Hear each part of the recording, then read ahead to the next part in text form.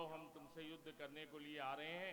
वो सब लोग युद्ध करने को गए और सती जिस समय बिंदा पूजन कर रही थी, पूजन करके तिलक करती है अपने पति का और कहती है जाइए आप पति देव, जा करके विनाश से युद्ध कीजिए, देवता कोई तुमको हरा नहीं सकता। जब तक मैं यहाँ पर तप कर रही हूँ तब तक तुम्हारा कोई बाल बाका नहीं कर सकता, इसलिए मैं आप जब तक युद्ध में रहोगे तब तक मैं इस तप को लगातार करती रहूंगी, आप बेफिक्र होकर के जाइए।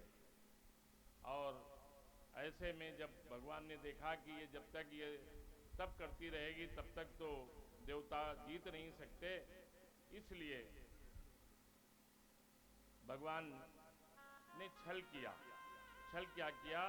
भगवान जालंधर का रूप धर करके आ गए। बिंदा ने ये समझा कि युद्ध समाप्त हो गया है, जालंधर हमारा पति जो है युद्ध जीत गया है, इसलिए युद्ध जीत करके आया है। उन्होंने तप को छोड़ दिया, वो तप के सिंहासन से हट गई। जैसे ही वो हटी वैसे ही उधर जो है असुरों ने, असुर का राजा जालंधर देवताओं के द्वारा मारा गया।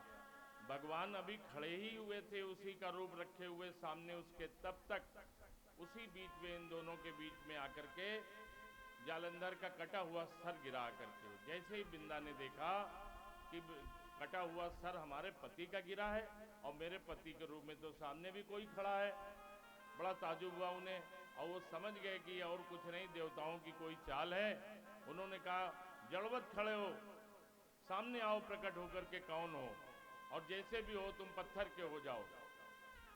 भगवान को बिंदा ने श्राप दे दिया और श्राप दे करके कहा तुमने धोखे से हमारे पति को मरवाया है, जाओ मैं तुमको श्राप देती हूँ।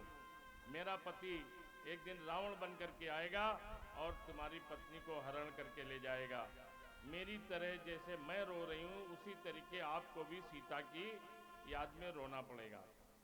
बिंदा ने भगवान से कहा तुम पत्थर के हो जाओ। भगवान मेरे राम जी उसी समय ठाकुर जी मेरे शालिग्राम बन गए। यहाँ पर शालिग्राम जी का अवतार होता है, बोलिए शालिग्राम भगवान की जय। शालिग्राम जी भगवान के यहाँ पर अवतार हुआ है।